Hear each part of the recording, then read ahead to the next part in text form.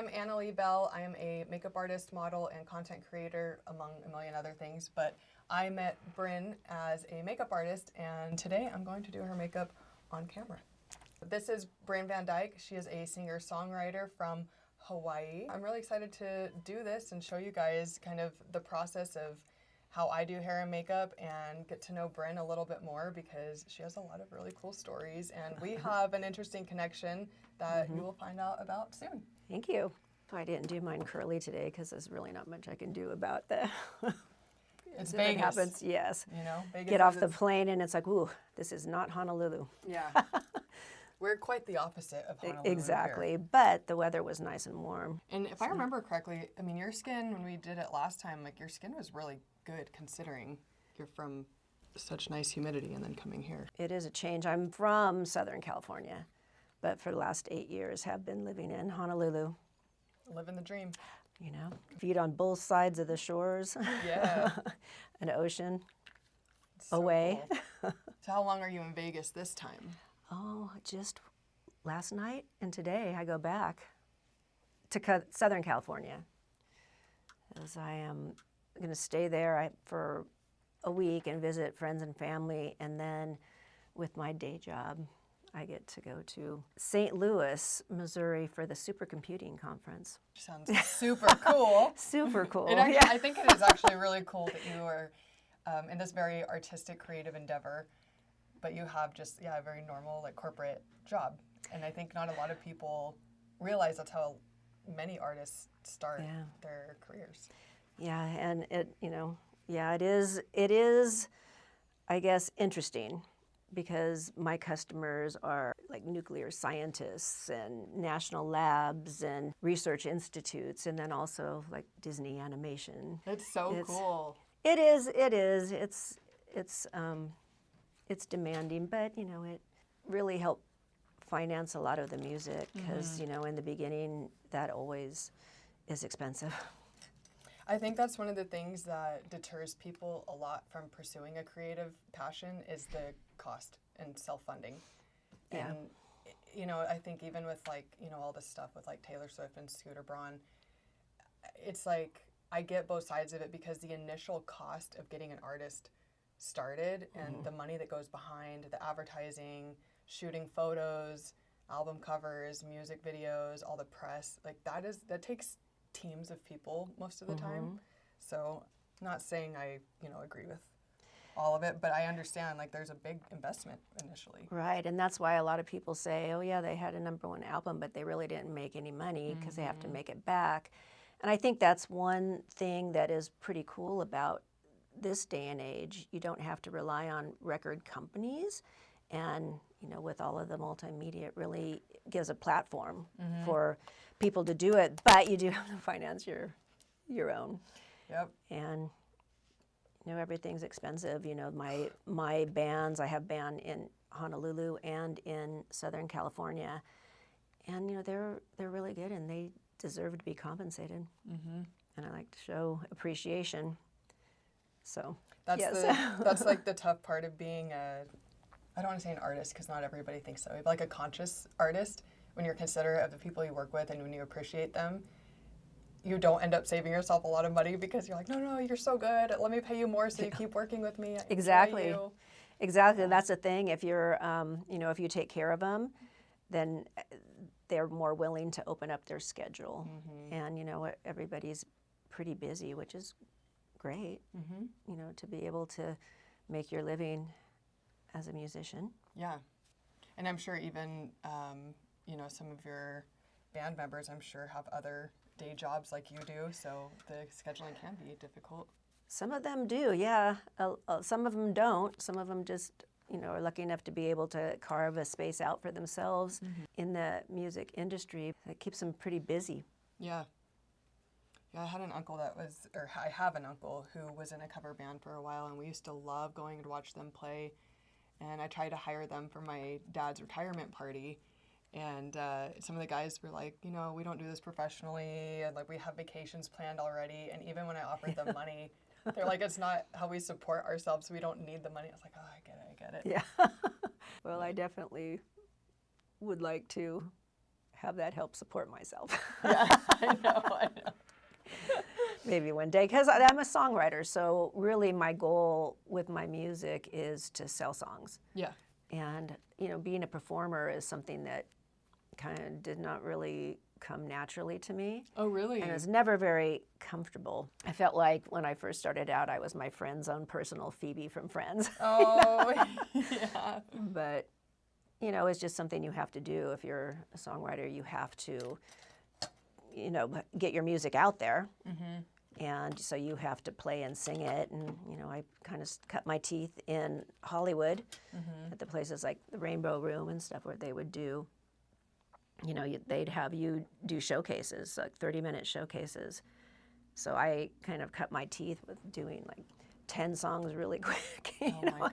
in all these venues. And it was great. I grew up in Whittier, so it was, pretty close to LA. It's interesting, like everybody's backstory of how they get into music, and like for you to want to have been on the back end of it, writing, and now performing. What's that experience been like? Well, it's great, and it all comes together. And truthfully, when I first started out, it really wasn't my goal to be a songwriter or even a performer. Mm-hmm. But I was with a good friend of mine, Jennifer Elders, and we were in Australia for New Year's Eve. And she had a good friend that is on the Australian rugby team. So we had like New Year's Eve party in Noosa Bay, Australia, with the rugby team and their partners. And it was just getting to be about midnight, and it was kind of raucous. And I went outside and I just looked at the Southern Cross, and I'm like, oh man, I'm not getting any younger here. It's like, in order to be really good at something, you have to love it. And I really didn't know what I wanted to do with my life, but I just sat there and thought, well, gosh, what do I really love? And the only thing that really drew my attention and just provoked emotion in me was music. So I thought, ugh, well, that's too bad, because I couldn't, if you paid me $1 million to sing a song in the same key throughout, I couldn't do it. I couldn't sing. I didn't play an instrument. I had like 3 guitar lessons when I was 10 and, stopped because it was, too much homework to learn the 4th chord. I thought, okay, well, the thing I did not want to do is I didn't want to grow old and, all of a sudden have the confidence and look back and think that I didn't do something that I should have with my life because I was afraid. So I thought, oh, that would be the worst. So it's better to try and fail or make a fool of yourself. At least, you might have some, comic relief. Who knows? But so I thought, okay, I'm going to go home and I'm going to say that I'm a singer. And by the time anyone gives me an opportunity, then I'll learn how. Mm-hmm. Well, the opportunity came really quick, like within 2 weeks of getting home. Oh my gosh. I was at a party with some friends, and there was a band, and I'm like, oh, anyone want to sing? So I got up and sang a song with them, and it started a really great, some lifelong friendships, and really started me out because, it just so happened that those friends had a studio and bands going on and stuff, and so I just eventually decided that I wanted to learn to play guitar, because if I didn't play guitar and wasn't at least able to show the musicians how I interpret the songs, then I'm just really open to their interpretation. I thought, I need to be able to at least accompany myself, so that's how that all started. I mean, I don't know if I've heard of a single other person who's done that. Like, music is, the only thing that really evokes this feeling in me, and I don't really know how to do any of it, but yeah, might as well try. Yeah, so yeah. Cool. I love that. Yeah, and it's it's definitely made life more interesting and fun, I think. One of the neat things about it is I would go to open mics, and I could go to a bar by myself with my guitar, and I wouldn't feel like I was just hanging out at a bar as a single female. Gave me some purpose. And today, while you're in Vegas, you're going to be performing, right? Yes. Mm-hmm. On Insomniac TV. It's NBC Las Vegas, and this is the second time I've been honored to be able to be on the show and do original music. But I had just released a new video for It's Okay Special Edition.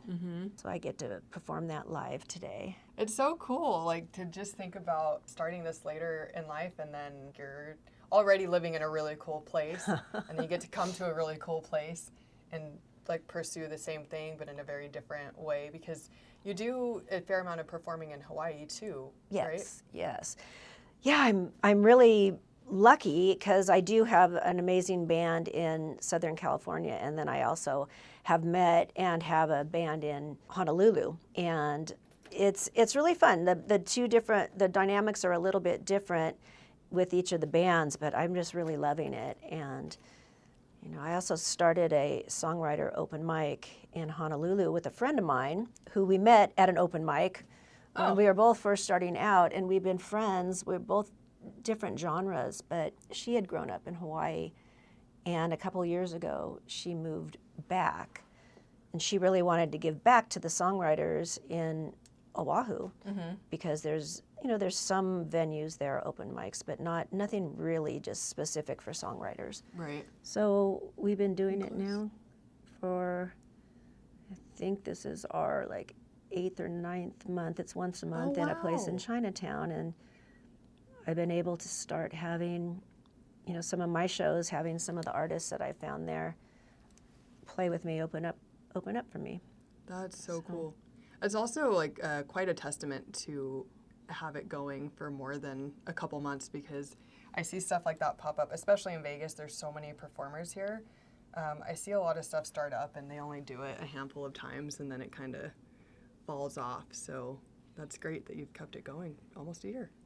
Yeah, it's been really heartwarming because there's been some artists that have come, and like a couple that I can think of, I saw them in the audience, but I didn't know they were songwriters, and then they end up coming and saying that, this is the first time that they've performed in quite a number of years, and they've been going through a lot, and this is, kind of them stepping back, and then just seeing them, perform and just really light up the stage and themselves.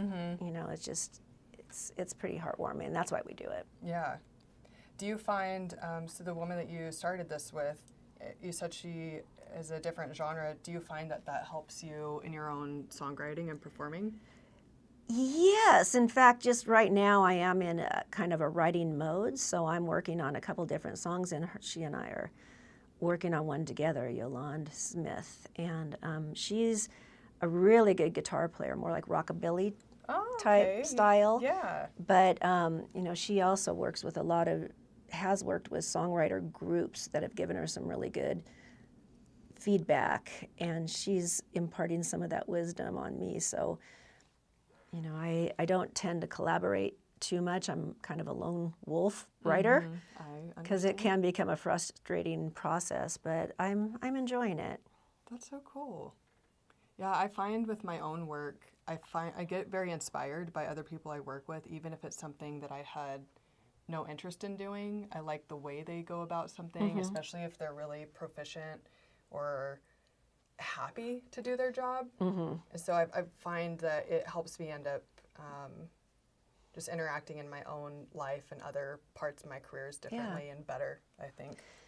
Yeah, I tend to be very straightforward and blunt, and I don't always, say things maybe in the most well-recepted way, and so I think that's one reason why I liked working by myself. But I don't know, I think to what your point is it really helps in your growth, being able to collaborate and work with other people and be able to take in, their suggestions, and, it's nice. Yeah.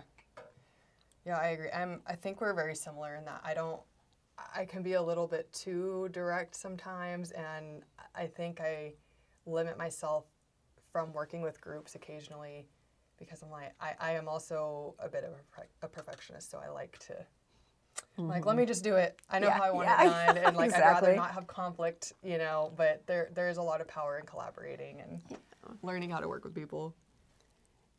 With my first album, I did a collaboration with the guys that I was, working with to record it. And it was remarkably easy because they did the music portion. I told them what I wanted it to be, and I just wrote the lyrics really quick. And that's when I found my real talent is kind of what they call top line writing, which if you give me, music, I can write the lyrics and the melody, and that's something that I'd really like to do. Yeah, I mean, that's pretty cool. I certainly do not have that skill. I think I tried to write a song once when I was like 8 years old. That was the extent of it.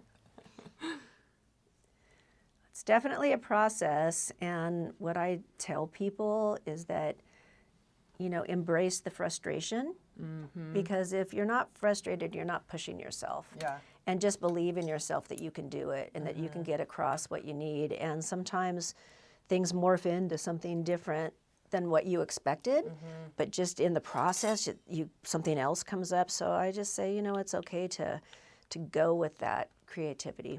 Yeah. Yeah, I think that's a good point too, because when it's that concept of going with the flow instead of trying to swim upstream. Yeah. And sometimes you want to get up there or wherever you're going, and you feel like you got to fight it, but if you just let go and let things, shape shift a bit, it can be easier and more fun for sure. And I find when I focus on one thing, I get it done faster, but if I'm honest with myself, sometimes that one thing that I'm going to focus on comes about from maybe focusing on 2 or 3 things and seeing what happens. And then when I end up focusing my energy, it might be a compilation. Yeah. A few different thoughts or a few different things going on. Right now I'm writing a new song, and I got a little stuck, and I pulled up an old song of mine. So now I'm starting to work on that. So we'll see what ends up winning the race and getting done first, so to speak. Speak of old songs, so you have the reimagined It's Okay. Yes, yes. What was the inspiration for kind of reviving that and giving it, a breath of new life? Well, I wrote the song originally just, there was a lot of, I read a book and, just seeing all the things that happened to the people that were displaced during Katrina. And, I wrote it about that, and I had recorded it with Michael Hart, and I thought it was, a really nice recording, really nice song. But then as I would play it live with my band in California, it morphed a little bit, and I was singing it a little different, and I added parts that I liked a lot. So I had in the back of my mind to maybe re-record it, but I wanted to re-record something with my band, and it wasn't necessarily going to be that. But there had been so many hurricanes and fires and different national disasters and worldwide disasters, earthquakes and things like that. The people were just really on my mind. I had some friends that were affected by the Pacific Palisades fires, and I just found myself just thinking about people that were affected, their whole lives just changing in a moment and having to deal with the aftermath. And, I just thought, it's been on my mind so much, that was just the only choice for me. Yeah. Yeah, I think, it is really crazy if you just think about all the natural disasters that have happened since Katrina. I mean, in my lifetime, that was the first big one. And now, I mean, the Palisades, we're very close to a lot of my family and friends' homes. But, yeah, it just seems like until it happens to you or someone you don't realize it does completely uproot your life. And I think that's cool to have written it with, the one intention in mind. And then as you've grown as a person and seen these things happen again and again, it's still the message is there, but I think it makes sense to evolve, the original artwork into something that fits how you feel. Yeah, currently. and how I'm expressing it now. And we get desensitized a lot. Oh, yeah. Because there's just so much. It's like earthquakes in New Mexico or wherever, and just devastation, that it becomes more like you feel bad for it, but it just kind of goes into your the back of your mind because you don't want to think about it too much. And then, I don't know, they're just, thinking about, sometimes there's loss of life, which is just so hard. Yeah. And, people have to make a choice sometimes, a lot of times in life, of either, moving on and trying to make the best of it and, move forward, or they can be stuck and dwell in all that terrible things. And I just, pray for them that they can find the blessings that are around and take note of them now to help them through. And I think that's, it's always easy to say that when you're not in it, but it really is a lot of work. And I think, for them to have some encouragement through music like yours to try to focus on what is there, even though it's bad, it's not, the worst thing. There's one thing I really like in one of the lines in your songs was like, it's not so bad, it's not good. Oh yeah, but yeah, like, you know, and I think that's such a good and realistic way to look at things, because people get it, that like toxic positivity of, oh, it's a blessing in disguise. Yes, it might be, and it may lead to some beautiful growth, but it's not good right now. Yeah. And I think it's really important to acknowledge that. So that was one of the lyrics I really liked in one of your songs. Thank you. Yeah, I felt a little weird even when I was writing the song. It's like, who am I to tell him it's going to be okay? You know what? But I've had some things in my life that that I've had to deal with. So, but nothing like that. And I think in one of the magazine articles, they had asked me a question about that. But the person that I think said it best, and it made me feel really good about it, is somebody on Facebook that had said, it's like you're not telling someone, that things are going to be okay, but it's like giving them a hug. Yeah. And I'm like, that's exactly what I wanted to do, is like give a hug. Yeah. And know that someone's thinking about you. Mm-hmm. Yeah, I think that's, so often through life when we go through those hard times, it's really, there's just so much power and relatability and understanding. Like, even if somebody hasn't been through it, if they can make us feel like seen, and you're like, oh, you can actually acknowledge the pain that I'm in right now, that goes a really long way. I know it does for me anyway. Well, that's what I hope. Yeah. Sitting there, as I'm singing the song for the video with my hair and makeup done, and I'm like, oh, yeah, it's okay, I promise. Yeah. Yeah. Of course, there's always like the tough periods, but it's pretty on the other side, It can be. It can be. And sometimes it really is about seeing the blessings that you do have and holding on to those, because it's kind of the same thing, as you get later in your life, when you look back, you'll probably recognize those and maybe wish that, try to focus on some things that you can make a difference. Yeah. On. I find really, all the music that I've listened to, it feels very positive and uplifting. Like, there's definitely a lot of depth, and there's even like, I feel like there's a very like Joan Jett kind of in some of it, and it's like, even though it's rock, it feels very positive. And a lot of your titles are very uplifting, like You're Beautiful. It feels that was a very conscious good. effort. Yeah. Because when I first started writing, it was maybe a little bit more dark, maybe like kind of, bad relationships or fantasy, kind of a lot more dreams and fantasy and things like that. So I'm like, I need to have some happy songs. So I actually wrote a song called The Happy Song.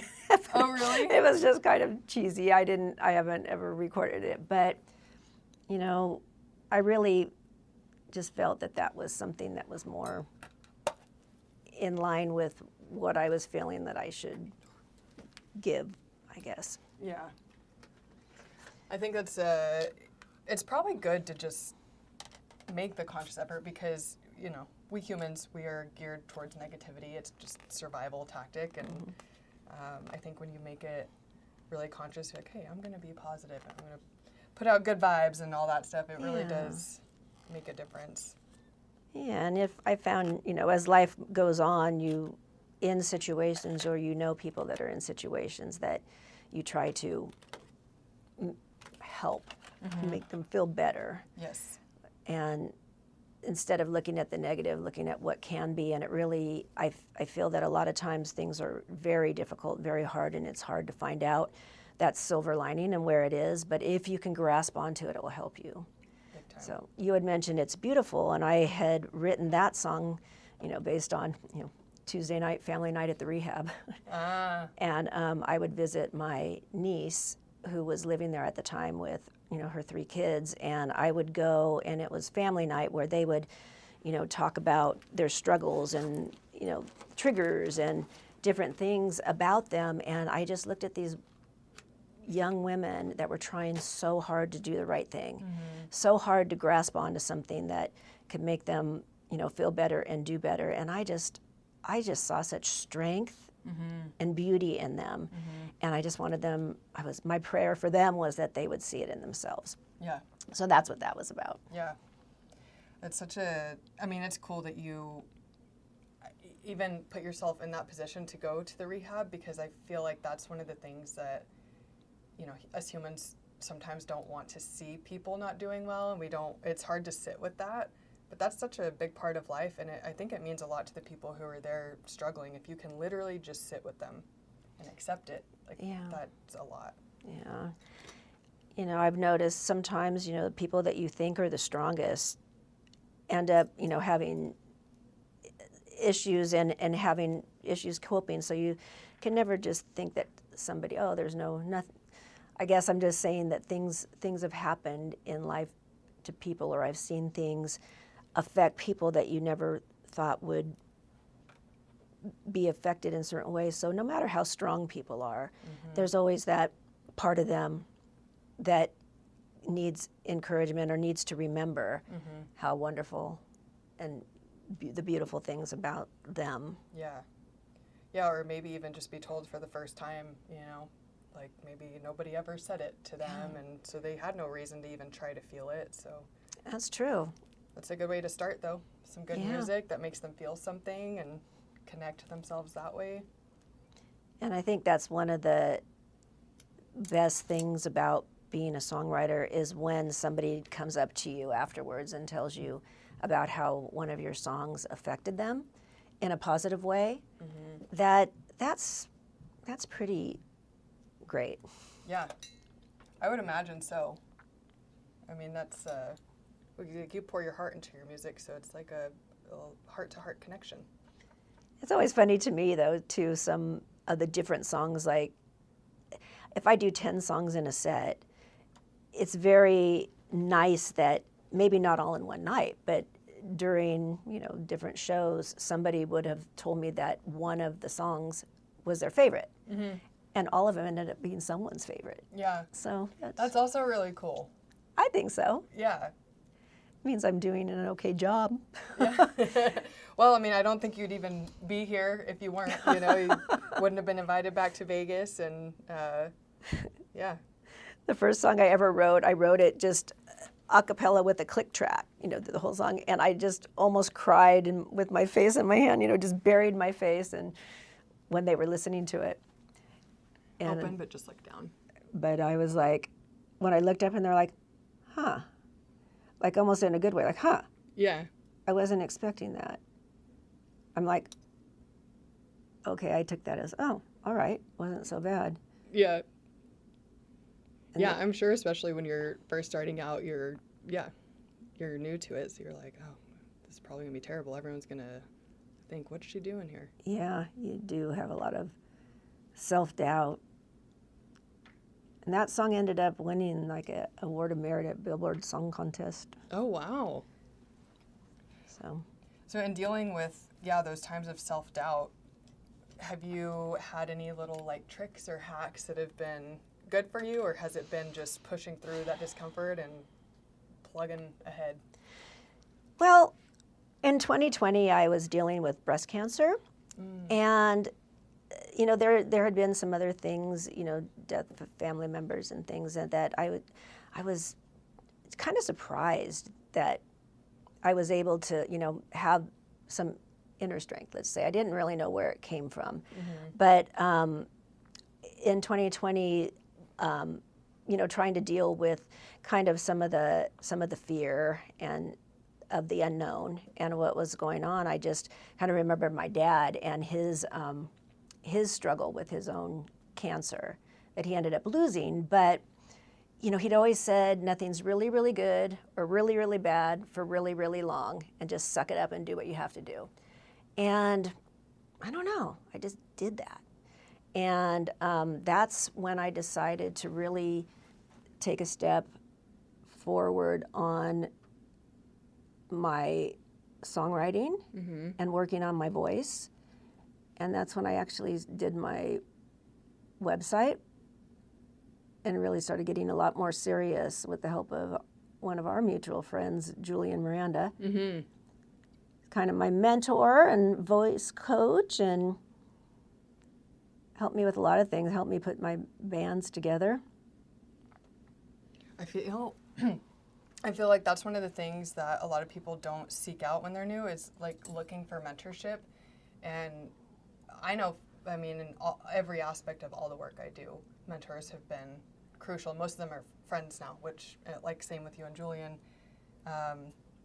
But what was that like? Like, how did you meet? Did you know Julian already, or? Well, it's kind of a funny story, because I was going into a place, a local watering hole, with one of my friends, and as I walked in the door, I got this weird feeling, like all the hair on my arms, everything stood up. I felt like this buzz of energy. I'm like, what the heck is going on? So I walked around the corner, and there was karaoke going on, and Julian was there, and he had set up this, you know, great red curtain, velvet curtain in the background, and there was just the most amazing singers, and, you know, some you know, American Idol, you know, top 10 people, and Julian was just, they were just all such amazing people, and just so, you know, enthusiastic, and when you sang, they were just made you feel like you did so good. Aww. And I thought, you know, this is a person that has a shining light that I wanted to get to know. So I asked him if he gave voice lessons. He's like, yes, he does, but, you know, I didn't really hear back from him, So finally I started going to where he was doing his karaoke, and I brought a instrumental only of one of my songs, and I sang one or two of my songs, and he's like, oh, those are really good. Like, yeah, do you do voice lessons? He's like, yeah, I do. And we started, you know, again, and I don't blame him, because he's a busy guy. He is a busy, yeah. You know, but he's just such a nice person, and everybody I've met through him have just been incredible people. I met you through him. Yeah. Yeah, it's so, I feel like those connector type people just have such good energy, and I love when it's like that, where you're like, oh, cool, everyone I've met through this person, I want to be friends with as well. Yeah, I have no doubt about them. If he's the guitar player I'm playing with today, I didn't meet him until yesterday. We got together for an hour or so to kind of practice a song, but I know because Julian said, yeah, Sean Carbone's the bomb in Vegas. That's so cool. Yeah, and I think especially having someone who's connected in a city like Vegas, that, I mean, it's extra important, because that's how you get, you know, onto like different shows. You get to meet other performers, whether they're musicians or performers of other types. All that networking really, I don't know, it all pays off, and then you typically end up becoming friends with people. Wow, yeah. And Julian just moved here, but he was doing a lot of work here, so I think this is a really great place for musicians and performers, of course. It's Vegas. But there's so many venues and so many even, you know, smaller places to play. It's definitely, it's the 9th island. Yeah, I know. It's the 9th island in Hawaii. I didn't know that till I moved here. It's the 9th island. So in Honolulu, in Hawaii in general, when you get the weather at night, they give you the weather for all the islands, and then also the 9th island. No way. They do. Oh my gosh, I did not know that. That's hilarious.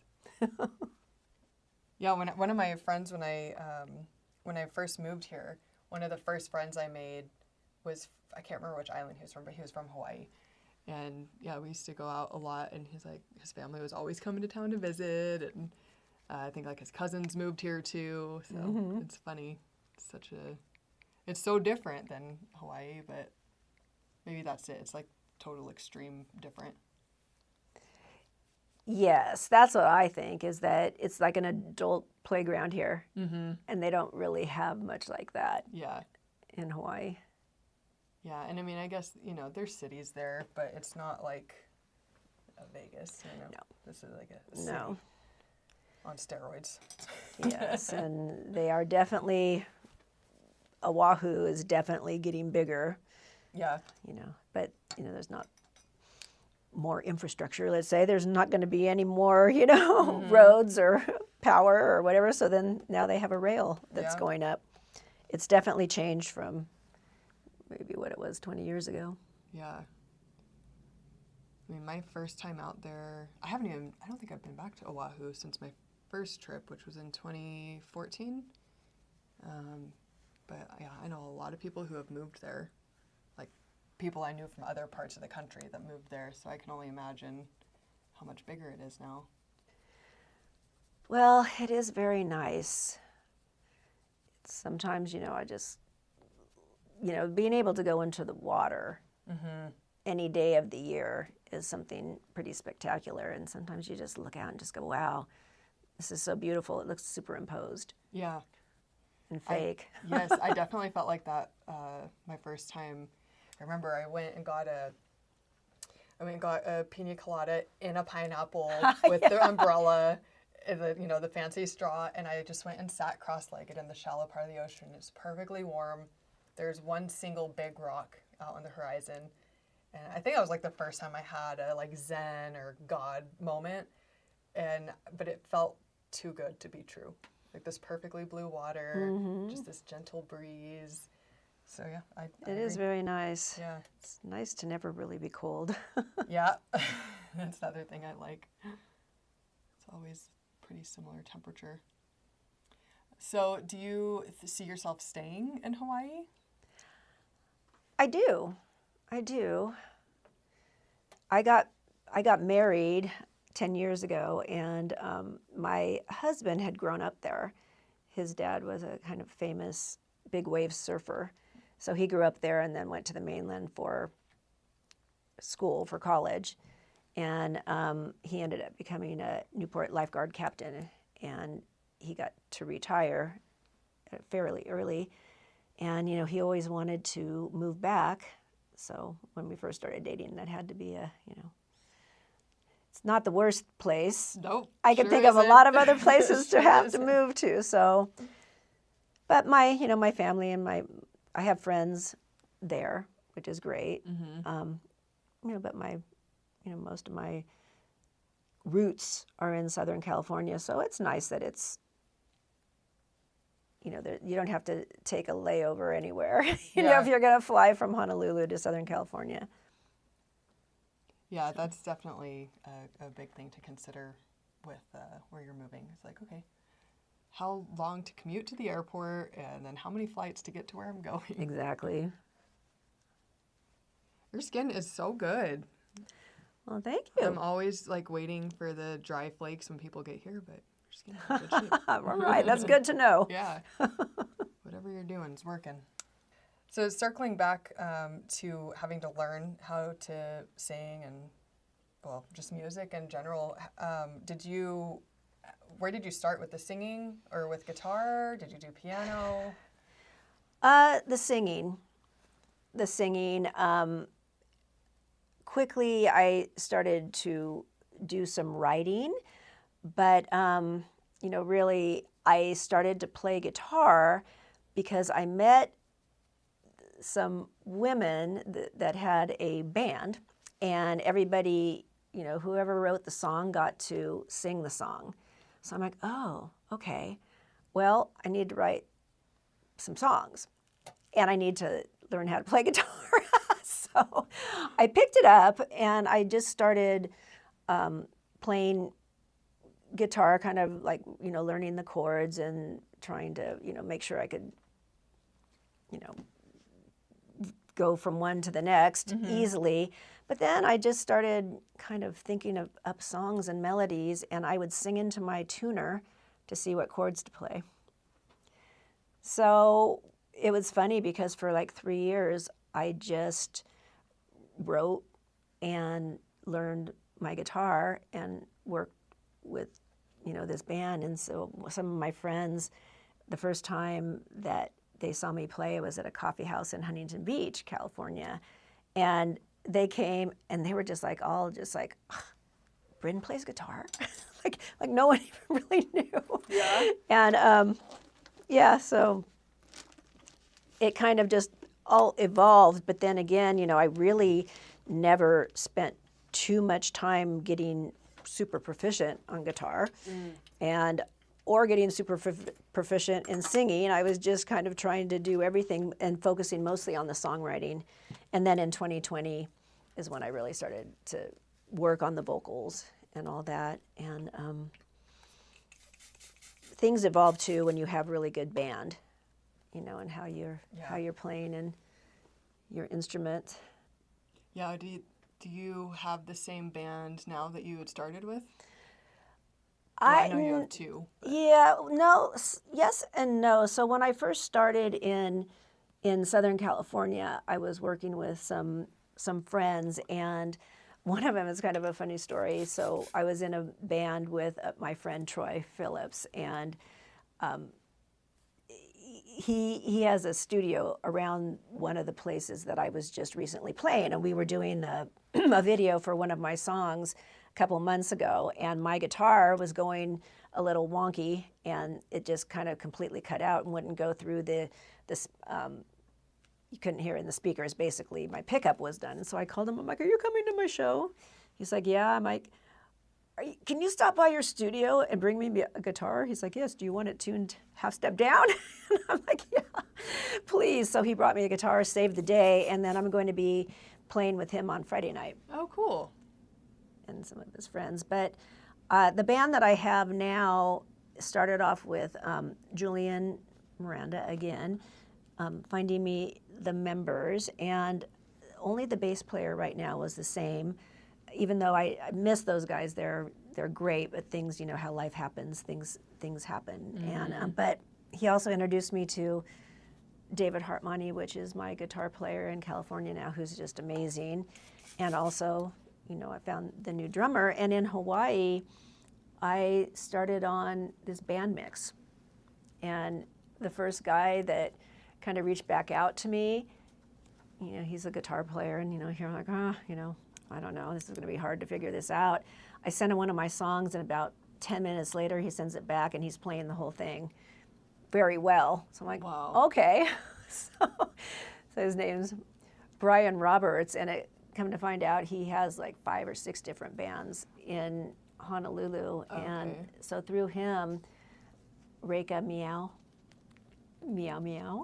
is our keyboard player, and they're in different bands together. So it's kind of fun to play with them because they're really good. And then I get to open up for some of his other bands, and we're doing a segment, once a month segment in Chinatown at the Dragon upstairs for January, February, and March. Where we just either we're playing or we have one of their bands playing, or some of my open micers will play. So yeah, I think things switch around and morph, but it's nice to know that even if sometimes certain people aren't available, in the future they will be. Yes. And you just keep the connections and the friendships. Mm-hmm. Yeah, it makes the work part of like pursuing your passion and everything even more fun when you get to reconnect with people. So that whole, I guess, absence makes the heart grow fonder. Yes. Yesterday, something popped up, your Facebook memories, and it was from that band I was just talking about, my original one that Julian put together. So I sent it to them all. I'm like, hey, everyone's bantering. Yeah. So, yeah, it's nice. That's so cool. So, in your songwriting or your singing or performing, who do you do you draw inspiration from different people for the different parts of the music process? Like, is it someone different for songwriting, someone different for singing or performing? Well, that's a good question because, I've always had to work so much. For my own choice, I've been on my own since I was 18. And, you know, I've always had to work a lot, and I don't have a lot of time to listen to in depth to a lot of different artists. But, you know, I always appreciated people who tug at my emotions and that are able to be kind of raw with their emotions. So I always really liked Alanis Morissette. And I also really liked Stevie Nicks, because sometimes with the choices in the melody lines or the choices they make with singing take you a little off guard. And I thought that they are kind of a juxtaposition, because with Alanis, you know, there's no trying to figure out what her song's about or what her emotion is. It's like, just right this out is there it. raw. With Stevie Nicks, it's a little more mysterious. But I think like Dolly Parton, I just love Dolly. And you know, so nobody, I think, really so much influenced me, because I am really at the mercy of my guitar playing. So, but you know, it's like, what can I play? What can I not play? And there's amazing how much you can do with just, you know, 5 or 6 chords. Yeah. But lately I have been listening to some more new music, because I want, you know, to kind of, I'm looking for a little more driving edge, and maybe some differences in some of my set. And, you know, I like Miley Cyrus. Oh, yeah. I really like her. I like her, and I like her song Prisoner. I like Confident by Demi Lovato. I like Kesha, Woman.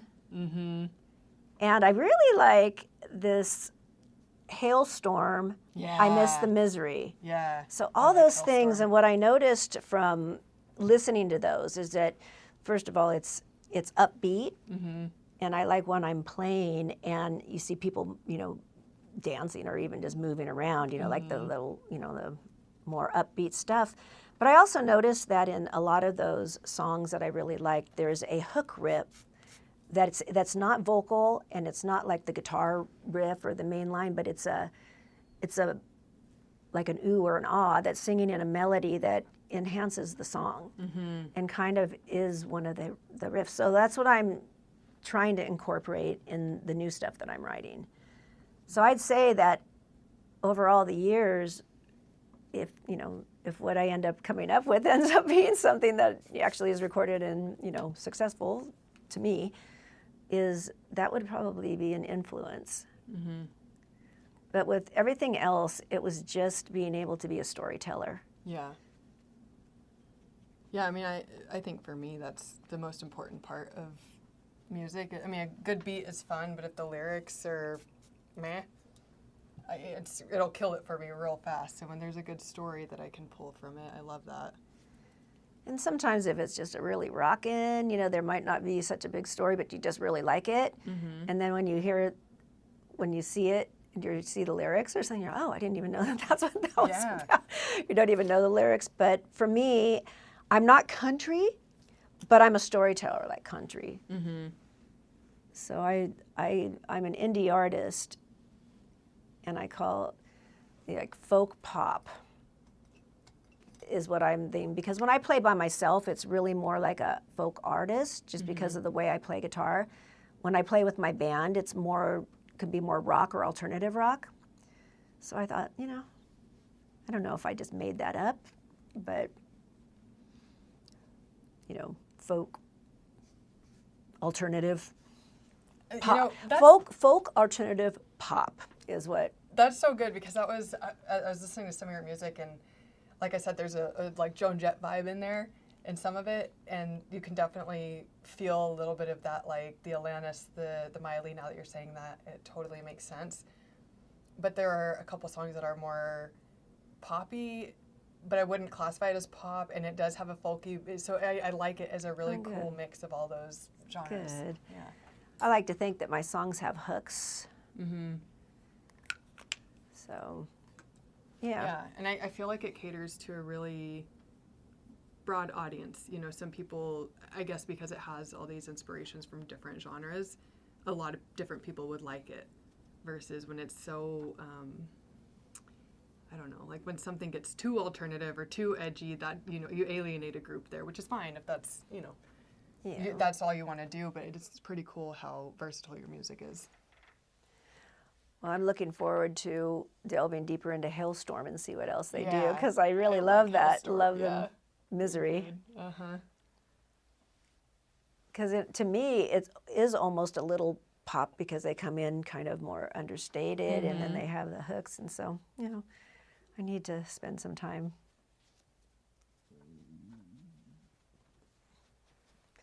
Let that growl in my stomach show up. They can cut it. I know, like I should have probably crammed some breakfast in, but I did not. It's all right. Yeah, so we have a very interesting connection. Yes. That we randomly found out after you'd hired me, which was crazy. Yeah. So I'm trying to think how we even got in this. Oh, we were talking about where we're from. Well, I remember, because, you know, you're very businesslike and you seem very nice, but, you know, you were all business. And I mean, you're super nice and everything, but I thought, you know what? I'm going to ask her some personal questions. Yeah. So I'm like, once you get me started on the personal stuff, Yeah. I'm like, let me tell you my whole life. I'm like, so where'd you grow up? And when you told me, I'm like, oh, I have a sister that, you know, is from there, Amarillo, right? But you know, she actually still has a boutique that she manages there. But you know, she also went in Lubbock, and she's living in Lubbock now. And you're like, well, what's the name of the boutique? And I said, I'm trying to think of it. Before I could even think of it, you're like, is it All Gussied Up? I'm like, it is. And you're like, is it John O. Whitney? And you're like, I'm like, yes. Who would have thought? And, you know, like, what are the odds? the odds are pretty much zero. But the funny thing was I had just met her for the first time. Right. And a few months I knew before. Nothing. So for those of you who don't know, Jonna is one of my mom's best friends. I have known Jonna, I mean, as far as I'm concerned, since I was born. I mean, I don't remember a time in my life where I didn't know her. I grew up with her kids, and we all went to church together. So she's still, like, all these years later, she's still really good friends with my mom. Yeah, and so we met through Ancestry, because I was adopted, and I had just got on Ancestry because my mom that raised me, she thought it would be fun. She's like, oh, let's find out where we're from. And I thought that in order to get the DNA stuff, you'd have to, you know, go pay more or whatever. So I'm like, okay, let's just find out where we're from. I thought I knew, but, you know, so, and then, you know, these things started popping up, and I, you know, ended up connecting with my birth mother and birth family, but I connected with a brother from birth father, and then just recently, within the last couple of years, 2 sisters from the same birth father. And, you know, it just was kind of, you know, it was kind of weird. So we all got together. And 3 of us, I think that Jonna and I probably are the ones that don't look most alike, but the other 2 and me, we all could definitely tell that we are siblings. Yeah. In fact, I think I look quite a bit like Howard. Yeah. Yeah, I mean, if I met you and Jonna together, I would never, like, I would not think you were related by any means. But she is a very nice person, and I get along with everybody that I've met through Ancestry, and you know, it's nice. My birth mother and my mom that raised me got to meet. My mom really always wanted to tell her thank you, and you know, so it's nice. It's nice to have kind of an extended family. It's really cool that it worked out that way, because I've had some friends that have tried to meet their birth parents, or they have met them, and then it just doesn't really go well. And so I like when, you know, to hear a positive turnout like that. Yeah, and I didn't necessarily expect anything, but I figured, what have I really got to lose? Yeah. I have a lot more to gain. Yeah. And if it doesn't work out, it doesn't work out. Yeah, it's such a good way to look at it. Has that experience influenced your writing at all? I would say that everything that you experience influences your writing in some way or another, because it is an extension of you. But I don't have anything specific for that. But sometimes you just have to, in my writing process, I have to sometimes just let go and just kind of envision anything that can have to do with this topic that you're wanting to write about, and just let yourself be free to think of anything related and anything, writing down anything that has to do with what you feel that you're going to be writing about. And so I think all life experiences tend to influence that. Yeah, I think that's a good way to look at it. I think especially really for anyone, subconsciously our experiences shape us, but I think for people, artists typically are a little more aware of what's going on in the inner workings of the mind, and it's a little easier to see where those things play out. Yeah, people ask me about the writing process, and that's such a big part of it, I think, is just envisioning anything that can be related to that, and you write it all down, and then comes the real hard work of trying to formulate, basically like a storyboard of how you want the song to go, what you want to get across, and then, trying to make every line count or get across what you're trying to get across in, a little over 3 minutes. Yeah. Let me put this whole giant book into Yes, 3 exactly, minutes, exactly. where I'm also having a repeating chorus and maybe a repeating bridge. Yes, exactly. So I'm finding right now, as I'm in a writing process, I'm pulling up a lot of older stuff that I didn't finish. And there's a lot of good lyrics in there. So I'm like, Yeah. And sometimes when you go in the studio, this has happened too. Like I will send a formulated full song, and then I send it for like most of my latest singles in the last few years. I've worked with a guy named Michael Hart, and he comes back. I give him the musicality that I'm thinking, what I feel like I want it to sound like. I send him the song with me playing it, and sometimes he'll arrange it in a different way. And so that means that I change. I kind of change a lot, so I leave some stuff out. The last few songs he hasn't changed, and I think that that's based on some of the changes maybe that he made to some of my other songs. Maybe it made me a better writer. Yeah, I think that's a good way to look at it instead of being offended, because as artists sometimes you want, no, this is the vision. Yeah, this is what it needs to be. Well, I've had arguments. Like there's a couple of songs I wanted to start with the chorus. Oh, that's not the way it goes. Like, there's all these top 10, list them out. I think it can. And then I come to find out, if I did start with the chorus, it would make it like a 4.5-minute song. Right. Which is fine. Yeah, so I, end up not doing it. So It's Okay Special Edition is turned out to be a pretty long song, but it wasn't really meant to be that.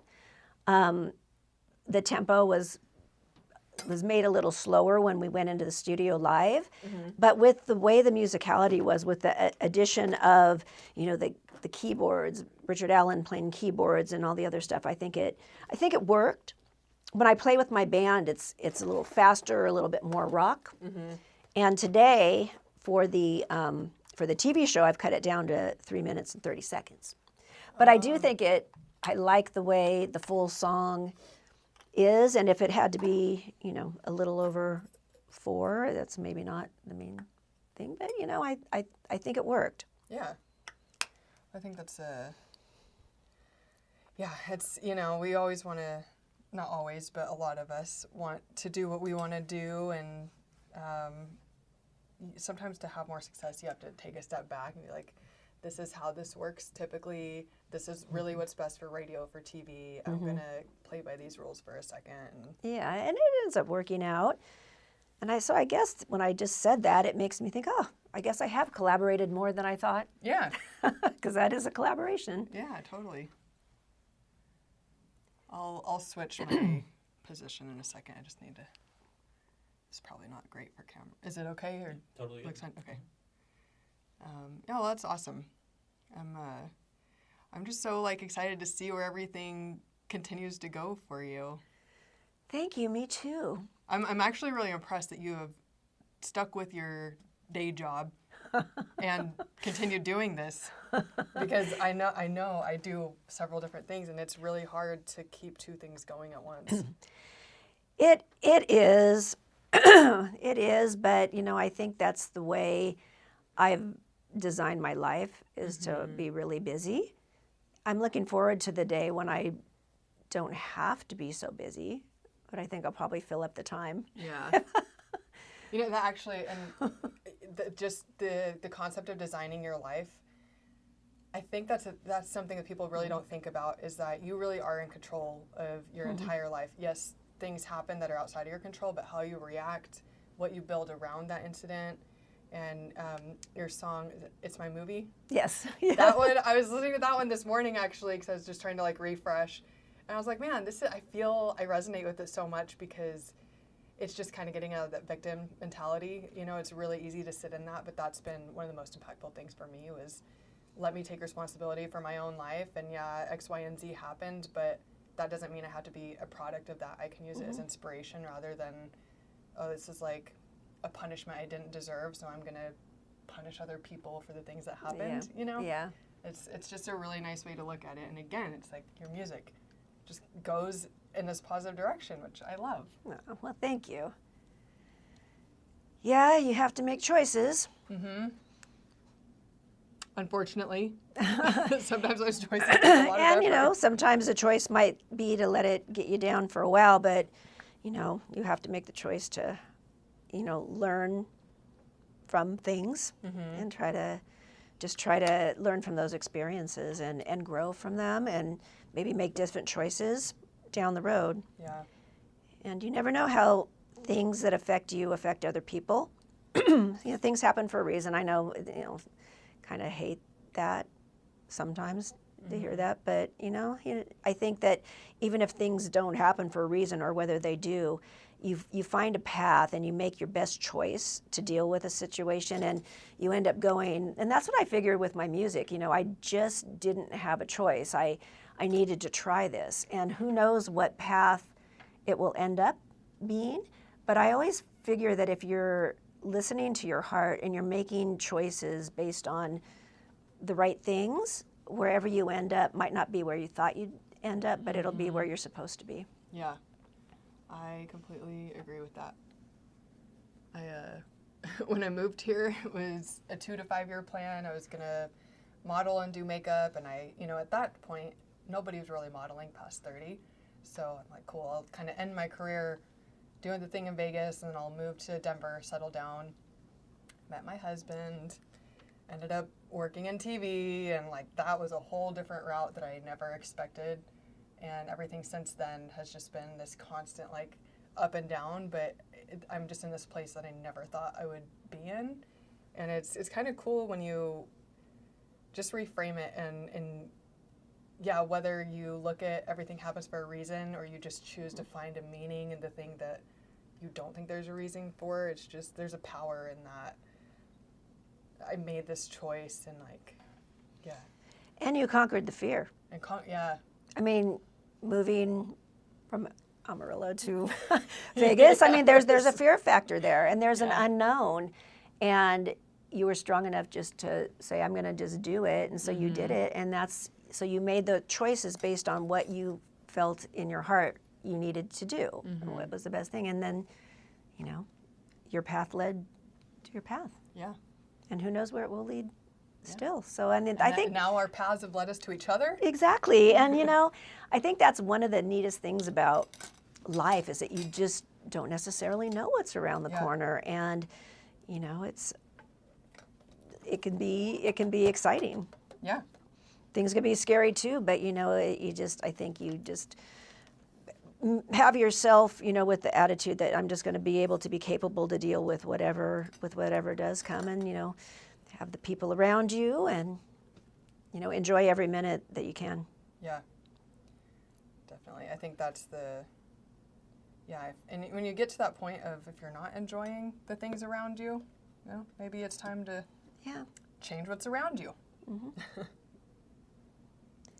Do you find, for you, because sometimes, like, I live in Vegas, but I do travel a lot, I get a little I feel stagnant, I guess, if I stay in one place too long. And I've always loved travel and stuff. And I find when I get out, I'm inspired, and then I'm happier to be home for a while. Do you find the same thing with your constant travels?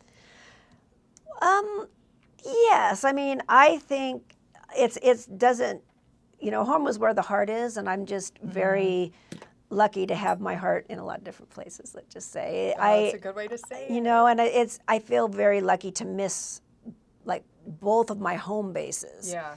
And, when I'm in Southern California, I get to see people that I don't get to see. And when I'm, in Honolulu, I'm home and, I'm there, and I enjoy both places. I haven't done a lot of other travel, like internationally, in a while. Yeah. And I'm going to be doing that next year. And I just feel travel does a lot of things for you. Yeah.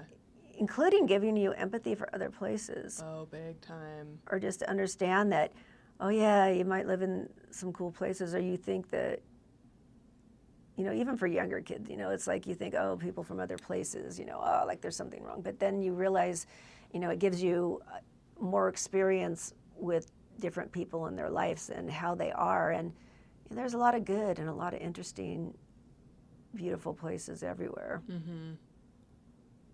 Yeah, and I think that's a cool thing, even just traveling within the U.S., even just the difference between the mainland and Hawaii.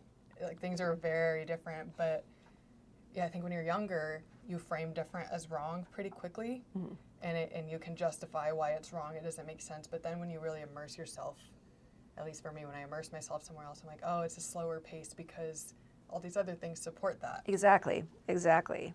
In your personal life, do you enjoy that slower pace more, or do you like when things are kind of bustling? To be honest, I haven't had much of a slower pace.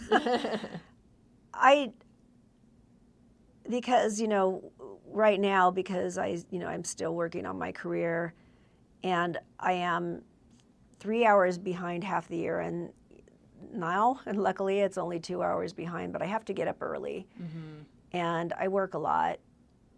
And, you still have to keep your physical activity going. And for me, I have, 2 bands that I'm working with. Either if I have a show coming up in Honolulu, I have to be working on that. Or if I have something in California, working remotely does take time. The songwriter open mic takes time.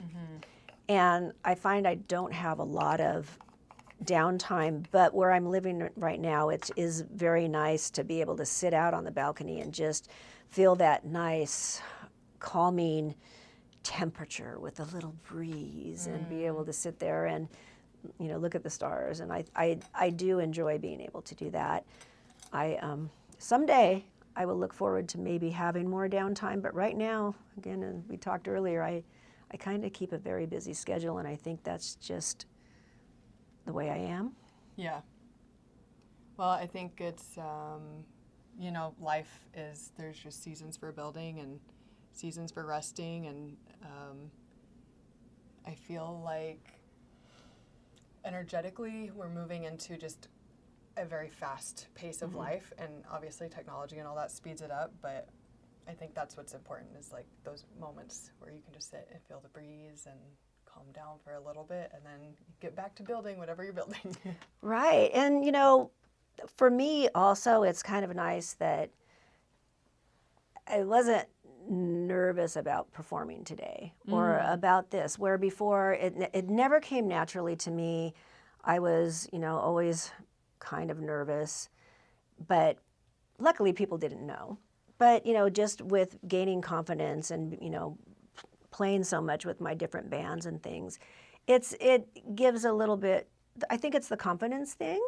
So it's nice for me that last night I just got to relax, and sleep, and, to look forward to today and, enjoy it for the fun that it is. And it's a unique experience that I get to experience. And so I feel really lucky where, last time I saw you or was, going to be on the show, it was all new as far as that. And I was a little bit more nervous, I guess, but I think a little bit of nerves is good. Yeah. you know, it makes you ready and, you know, perform. Like, you don't want to be just too laid back and lazy, but, you know, it's kind of nice to just kind of feel okay with where you are at this point, knowing that you're going to grow. Like, I feel like I'm going to be growing a lot in the next year, just even with my performance and my songwriting and my singing, all that I expect to improve. But, you know, I'm okay with where it is today. Yeah. Oh, that's great. I mean, I think just that level of acceptance, that does a lot for us psychologically, and then just kind of calming the nervous system. And it's funny you're mentioning, like, you know, being excited instead of being nervous. I was listening to a podcast or something, and they were talking about how in the body, nerves, like being nervous in an anxious way or an excited way, it's actually the same biological thing. It's just how you frame it in your mind. So occasionally when I have anxiety, I try to reframe it. I was like, oh, it's cool that I get to do all these things because it's going to lead to cool things later. I tried to do the same thing. It didn't always work, but it's like, oh, I couldn't wait till the time. And I'll just say a few years ago, before I started singing or playing at all, I was volunteering to help teach Dale Carnegie. I was just like a volunteer. And when I had to told them I couldn't do it any longer because I was going to be a singer, the instructor said, oh, and he just like took a deep breath. He's like, how freeing is that? And all these years I've been trying to get to that same feeling. Yeah. Like, oh, how freeing that would be to be able to do that. And I feel like I'm finally starting to get there. Oh, good. And, you know, I kind of thanked him for giving me that goal. So I would do like you and just tell myself, okay, you know, just enjoy it. But then when you're out performing with the band, especially one that, you know, if you live in a different state or across an ocean and you maybe have one quick practice before a show, you know, there's a lot going on, and I wasn't feeling, you know, a lot for me to make sure that I, you know, worked well with them and all this. And I just had such good experiences, and it's helped me a lot, you know, and all their good attitudes, and just so I'm glad to be, you know, excited about today. And then you will see how it goes. Maybe afterwards, like, hey, should have been a little bit more afraid. I doubt it. Yeah, I think, you know, that's one thing that I love, the appreciation you have for your band and like their energy. That's one thing, even as a makeup artist, I was not always conscious of like the energy that I was bringing to my clients or the show I was on or whatever. And so now, you know, even if I'm having a bad day, I really try to just drop it. And I'm like, okay, I'm support today. Like, I need to really help them feel their best in whatever capacity that is, even if it's just smiling. Yeah. You know, just try to, because you know, when you're performing, you really need everyone around you to be. Yeah. And the more you do and the better you get at what you do, the more you realize that even if something goes a little wrong, you can adjust. That's what they always tell me. Oh, Bryn, if you forget to go into the second verse, we'll just adjust. We'll fill you. We'll do it. I'm like, and just knowing that I have that net is great. And luckily, they really haven't had to do that too much. Yeah. Yeah, I mean, that gives a lot of peace of mind too. Like, even when we got here and these guys were like, if you mess up, we'll just edit it out. I'm like, yes. I'm all for it. Yeah, we'll see how they edit, because I know I tend to talk a lot. It's like, how do we get That's what a concise? How do we get a concise talking second out of that big long thing? It takes a talent. Yeah, I feel like you've been doing pretty good. Oh, thank you. So tonight, are you doing, is it like an interview thing and a performance? Or? To be honest, I'm not sure, because last time they did an interview, plus we were involved in some of the skits and things, and a live performance, but I was there a lot longer. This time it's a shorter period, so I'm not sure. Yeah. I guess we'll find out. I know at least I'll be, you know, performing. Right, yeah. That's the known part. Yes, that's known, so. Did your friend come with you this trip again? No, she's in Florida. I forgot she was from Florida, not California. Yeah, she came that time because I was doing a performance at the Smith Center for performance art with one of my songs and with I a gave you full a ride. Yes, you did. I was like, I'll do it all. I'll give you a ride there too. Yeah, oh, it was great. It was such an amazing experience with the full orchestra. Oh. And one of my songs, and just the place was full. It was really wonderful. I still haven't been. I was gonna go a couple weeks ago. One of my bar instructors does a like a charity event there, and I wanted to go, but I've just been so busy with makeup jobs and travel lately. I was like, I'm gonna stay home for a couple weekends. Yes, yes. Taking vocal lessons or like guitar lessons, Not guitar lessons. I did start guitar lessons. I have to say that's the thing that I'm just playing rhythm. Yeah. And maybe when, with some of my bands, with some of these newer songs, I might just do the microphone and just set the guitar down. Yeah. But I do take, even though with our schedules, once a week really for the last 5 years or so, I've been doing with Julie and Miranda, I love that. a lot of it's us catching up too because we're friends, and so it's just nice to be able to see them. But you have to work. Oh yeah. Yeah. I'm not a natural voice, so if I'm not singing or working my voice for a couple weeks at least, almost every day before a show, I feel like I'm not on my best. So I have to maintain it. Yeah. I think it's good. I mean, even like doing makeup or anything, I take courses all the time just to whatever the new trends are or just to freshen up on things. And I think, even though you are actively have a career doing music, I think it's great that you're still, what else can I do? Yeah, I have to. Yeah. Have to hit those high notes. Uh-huh. Yeah, I think a lot of people don't realize like really how much maintenance you need to do for your voice, and especially like as you're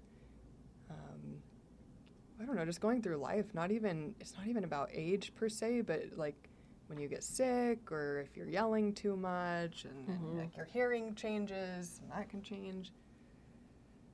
Yeah, like you could tell. Sorry. Yeah, you can talk now. It's fine. You could tell that my voice was getting a little gravelly. It's a lot drier here. Yes. Yeah. Yeah, it was my first job in TV. We were working in New Orleans in the summer, and then we came back here to film another show for a week. And that stark difference of going from like heat in the humidity to heat in the super dry, windy desert, I was like, oh, this is rough. Well, I think with singing, placement is everything, really. So like if you're singing from a certain spot, you're not putting a lot of effort on your vocal cords, and I think that's really good to be able to overcome things like even if you are feeling not so great. Yeah. Kind of reminds me of when I was learning how to ski, and they were saying, you should be able to unbuckle your boots completely and be able to still, if your weight displacement and you could go down as long as you, are, your center of gravity is where it's supposed to be. And that's kind of how I was kind of thinking with singing. If you're positioning it in the right spot, it makes it a lot easier. And that's one of the things that, once a week lessons for 5 years has really helped, is the positioning and to not, hurt yourself, and to. Yeah, we had a friend here who, I cannot remember exactly what happened to her vocal cords, but she had something happen and she couldn't talk for several months. Like she had to totally retrain her vocal cords, and she's a professional singer. Like that is her job. And I actually took some vocal lessons with her because I've always wanted to get better at singing, and my husband's family, they all do like caroling and stuff. I'm like, okay, like I was in choir, like they legit, when I'm not joking you, legit go door to door and sing to people. Yeah.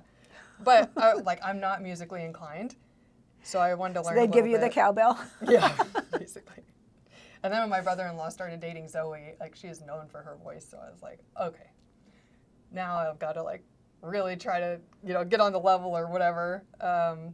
But I took some vocal lessons with her, and she was talking about even when you're speaking, like if you speak at a higher register, that's so much easier on your vocal cords. Yeah. And I was like, oh, I do have a deep voice. Maybe I should Try to raise it Go there. up. Yeah.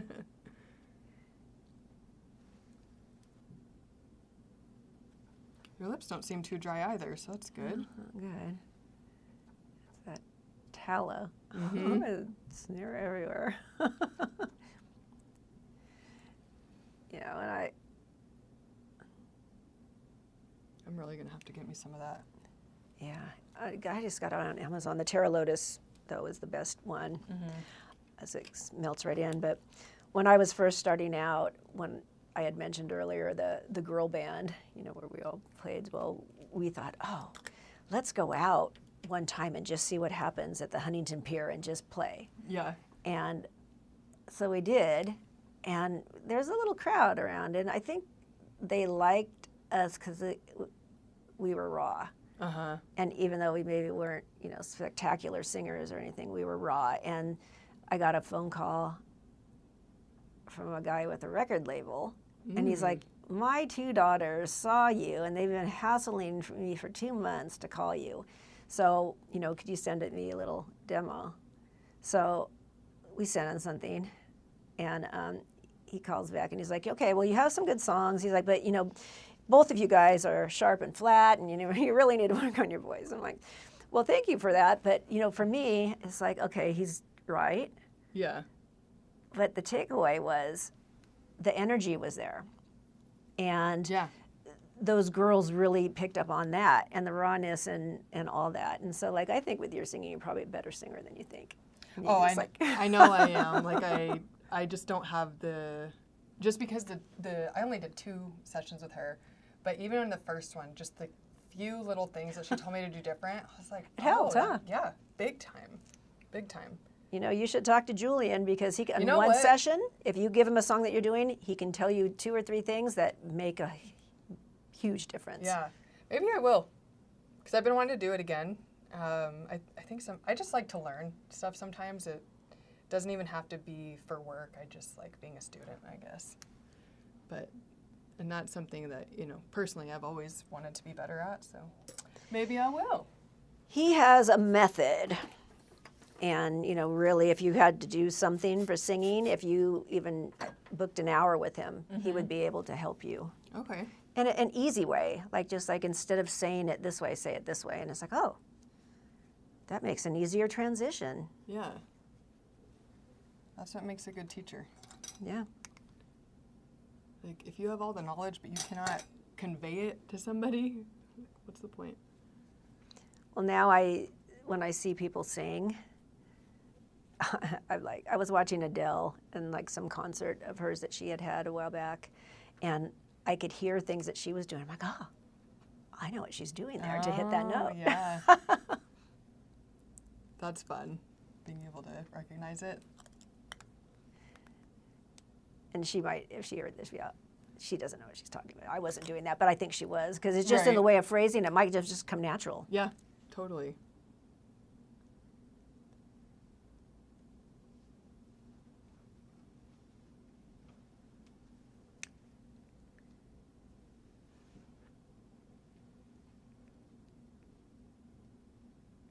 So if you could perform with anybody, and you didn't have any like imposter syndrome, who would you want to perform with? Ooh, that is a hard one. Okay, who would you want to open for? Well, you know what? I don't. You know, that's very difficult. You know who I. Sounds weird, but one of the bands that I really, really like, Adam Levine, and I'm going to forget the name of the band. Maroon 5? Yeah, Maroon 5. And I wouldn't even say that, you know, it might change if you asked me 10 minutes from now, but I was thinking about it because most of the artists I listen to or I like to sing to or I like to listen to things I like to sing. Maroon 5 is one of the male-fronted bands that I love their energy. I love the drum beat. I have this special drum beat that I try to incorporate in a lot of my songs, and I just, to me, that would be super cool. Yeah. But I don't have one. I mean, I would even like to open for Reba. Oh. I just love her. I met her. I didn't meet her, but I was in LA at a sushi restaurant a while ago, and she was with some friend. You could tell it was a friend, and I was kind of facing her, and I just loved the fact. I always loved her. I always thought she just came across as just a real genuine person. Yeah. But she was eating sushi, and sorry, Reba, but it's true. I do the same thing. And she's talking as she's stuffing this, sushi in her mouth, and she's just, it doesn't matter like who might be staring at her, Yeah. or that she's a star. She just seemed like so down to earth and so real. Yeah. And there's just so many people I would just be thrilled to be opening for. So that's a good question. Would probably think about that more, but she is. I just think she's super cool. Yeah. I have to show you whenever we're done with this. So JD and I did Golden Girls for Halloween this year, and when I was Blanche, and so when I was putting my wig on, when I first put it on, I looked exactly like Reba, like to a T. I was like, this is insane. I'm going for Blanche, and I look like Reba. I did like a little lip sync video. It's pretty funny. Cool. But yeah, you know what? There's a lot of that seeing superstars be normal. Like, she's just stuffing her mouth with sushi. Yeah. Like, she's just... And talking and having a conversation with someone that you could tell was a good friend. Yeah. Yeah, that's cool. So you've had sushi with Reba. Oh, yeah. That's one of those things that I feel like, at least in Hollywood, that's like what the headline would be. Oh, yeah? You had sushi with Yeah. And I've met Tom Hanks a few times. A friend of mine was in a charity that one of the things in the charity is supporting underprivileged kids with their education and, for theater. And at the end of the class, they perform a Shakespeare thing. So Tom Hanks, for many years, with all of his friends, to raise money for it, would do a Shakespeare reading with every different type of star you could imagine. Look down in that way. And so I got to meet a lot of really fun people, but you could probably, the headline could be, oh yes, she had a beer with Tom Hanks. Yep, totally. It's so funny. I'm just dealing with media and then look down in this way, seeing the way they, just title their headlines and stuff when it's like, okay, so there is like an ounce of truth to that headline, maybe at the most. An ounce. Yeah. All of a sudden you're like dating Tom Hanks, or like yes, your best friends, or we've known each other since 3rd grade. Exactly. Yeah. We'll get some mascara on and then some setting spray, and we'll switch you over to hair. Just look down.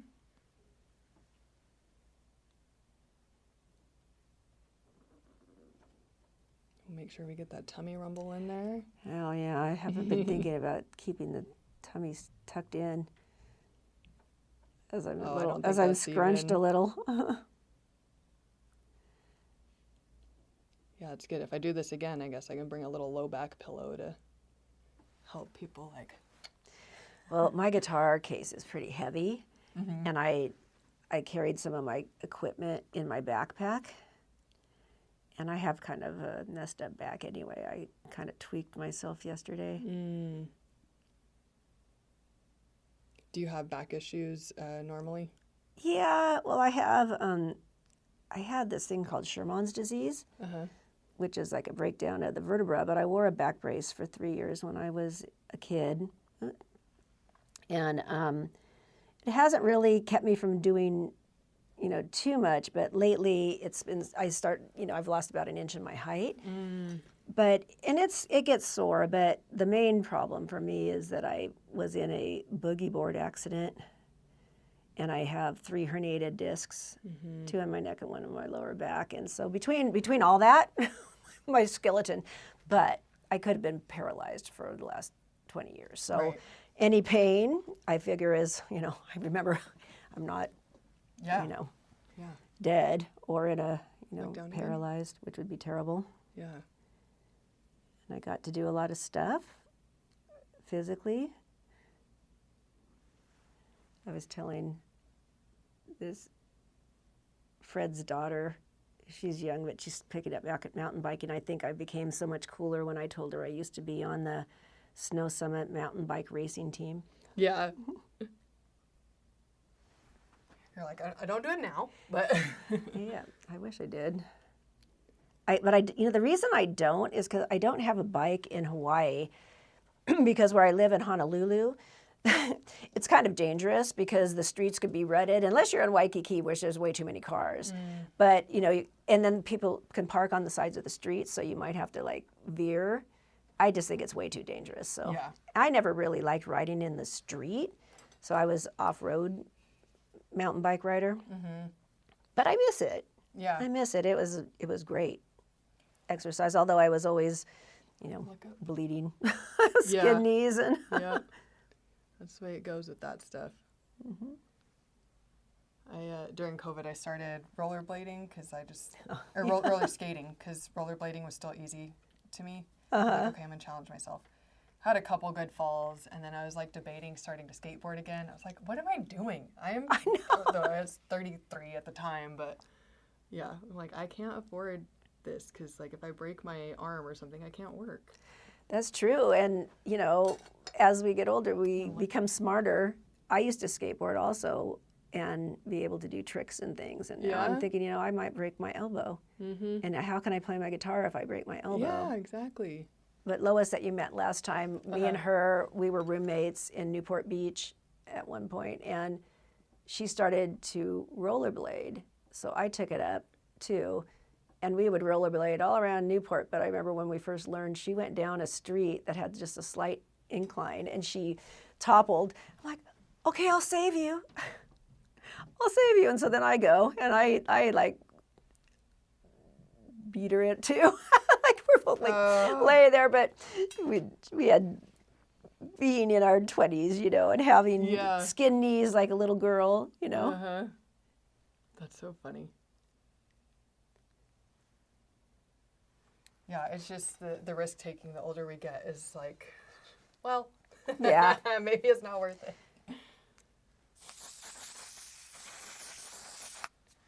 With the songwriter open mic, I inevitably lose things every time too. And whether it's a guitar chord where someone, took it, and I'm hoping it's not ever a big thing, but,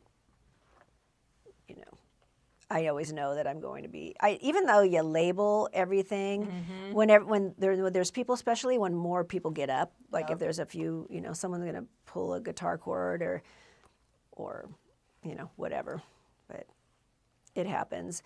We bought a little $200 guitar for the open mic, so that if somebody came and didn't have a guitar, they could just use that instead of using one of ours. Which sounded so selfish, but it's like, I don't know. The $200 guitar, it sounds really good. It's a Washburn, and it sounds great.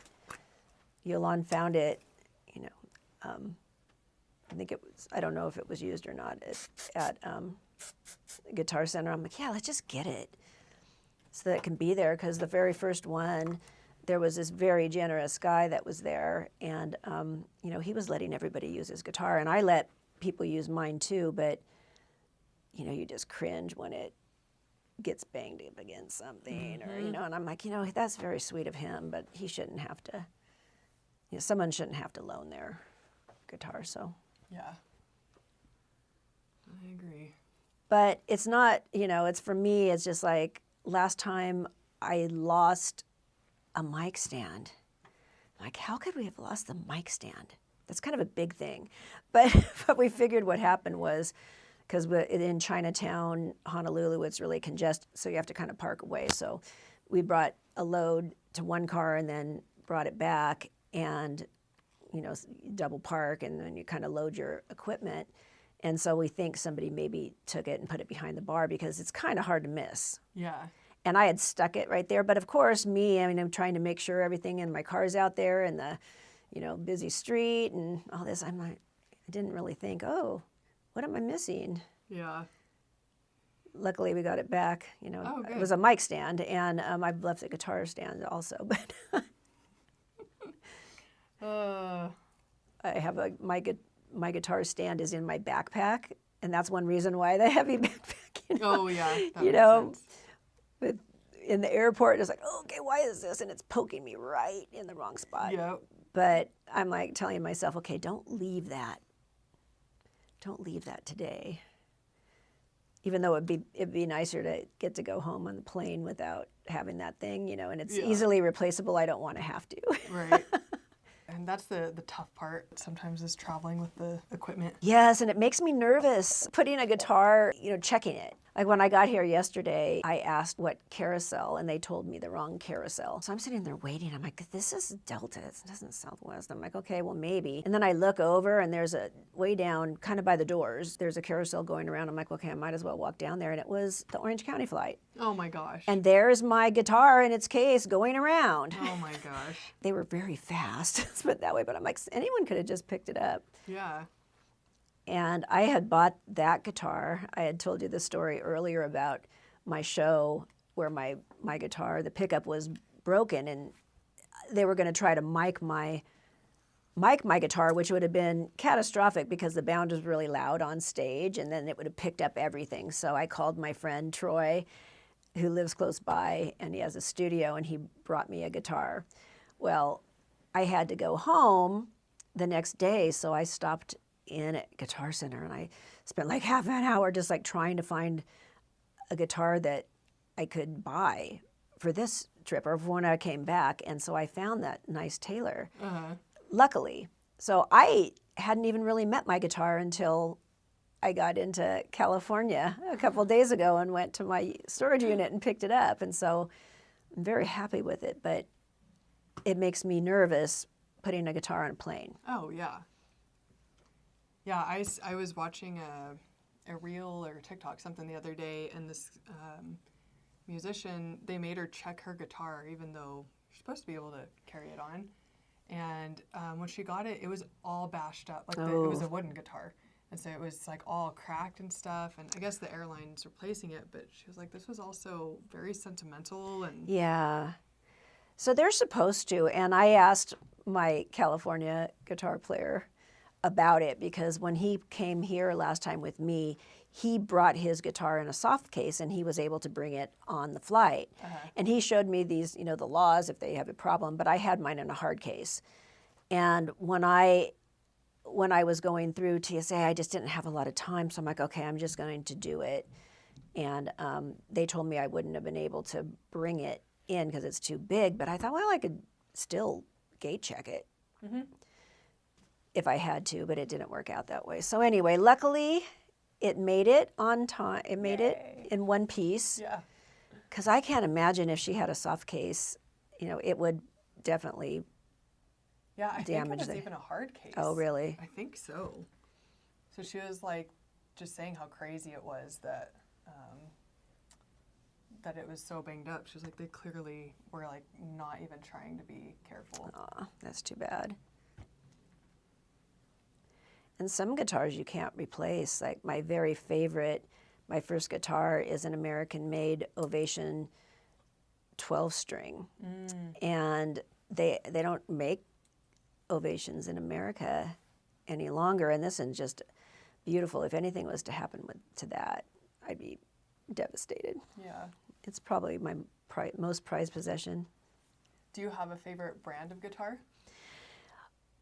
You know, I learned on a Guild 12-string that was a friend's guitar, and I just thought it was the Guild's just beautiful, beautiful sound. Martins have a beautiful sound, but Taylors are pretty great.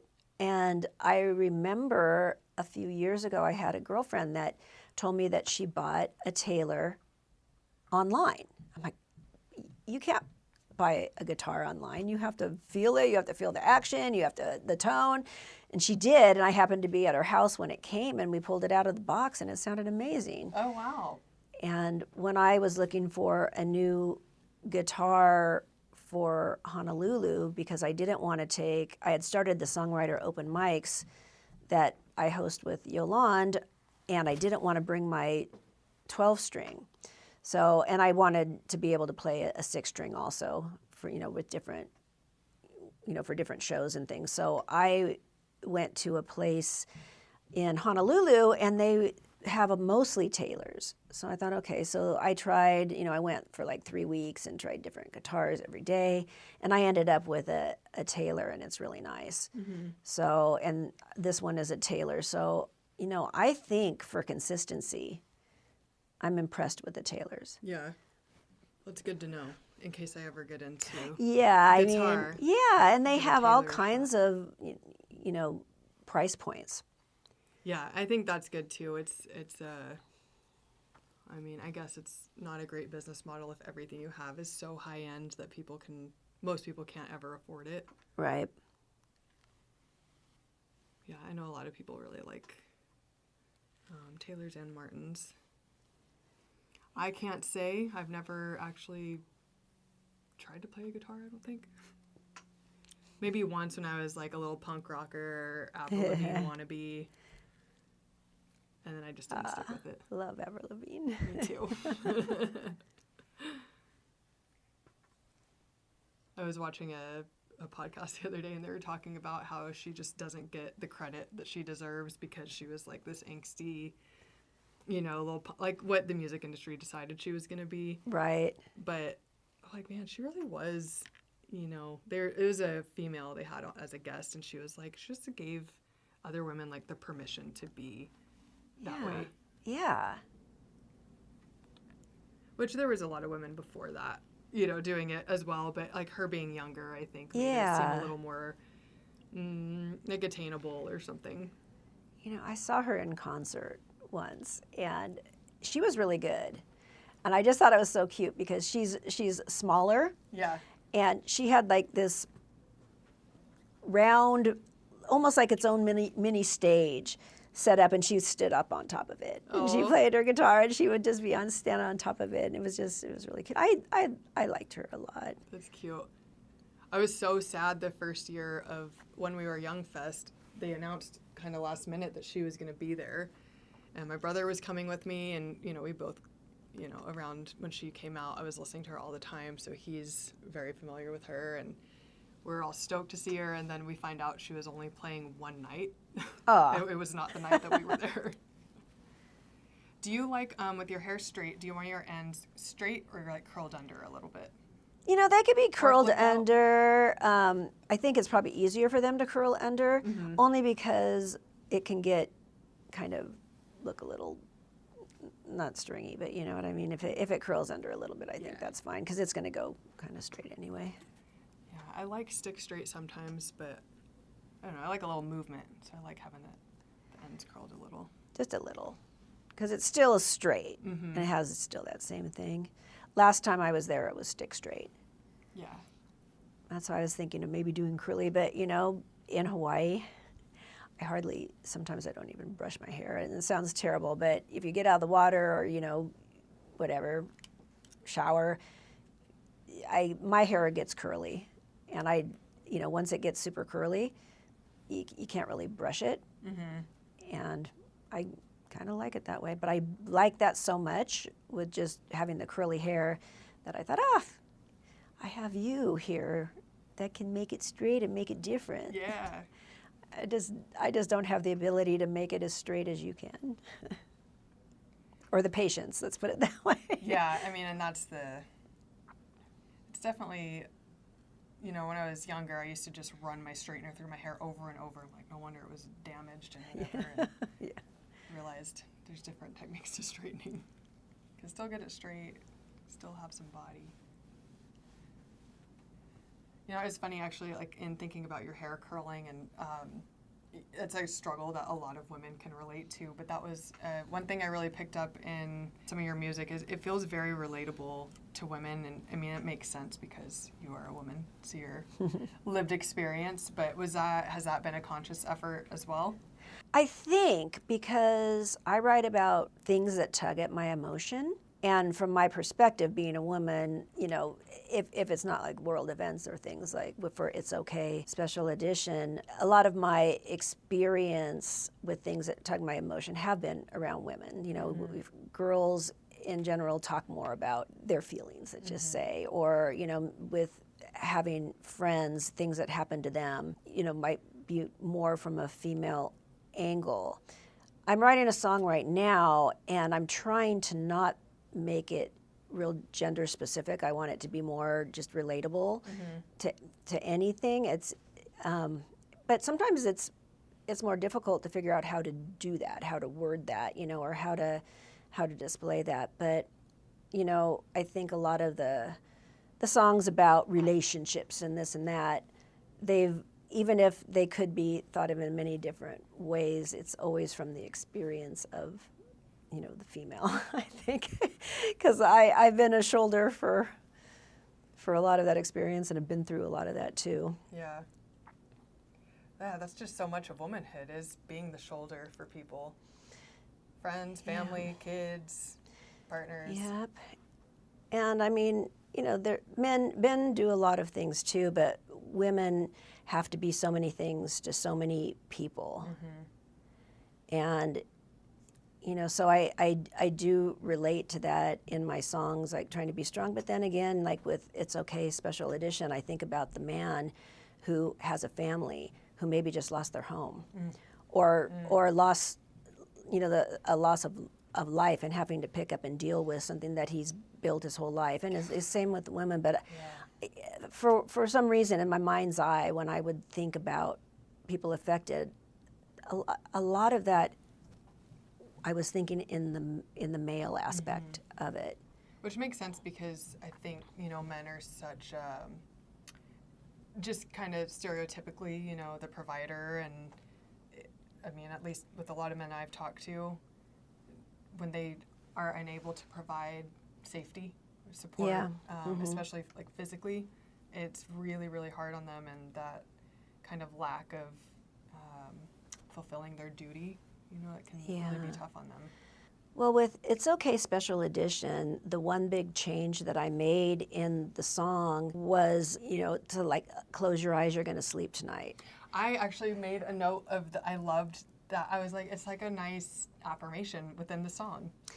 And I was thinking of it in the male, because men sometimes with their emotions, or when they're trying to deal with something, you know, women are much more open, and we have each other to talk to.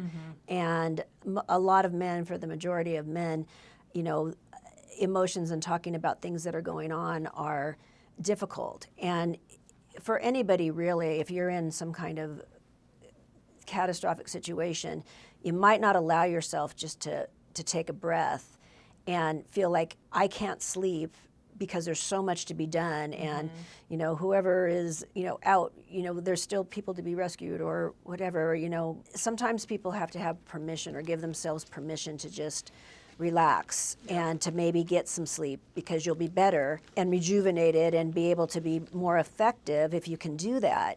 So that was really the change in the lyrics and the change in my song that made it something that I thought could be re-recorded, because it's different enough. It changed the meaning to me enough to be able to re-record it.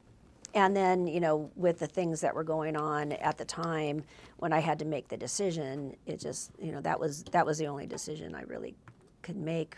It was right about, you know, the fires were going on in Pacific Palisades at the time, and there was Florida and Georgia were being hit, or North Carolina, you know, by hurricanes and things, and there was just a lot going on, and people I knew were affected. But, you know, it just, so to answer your question, I think most of the time, because I am a woman, I go from the woman's perspective and think that way, but I was feeling for the men and It's Okay Special Edition a lot. Yeah,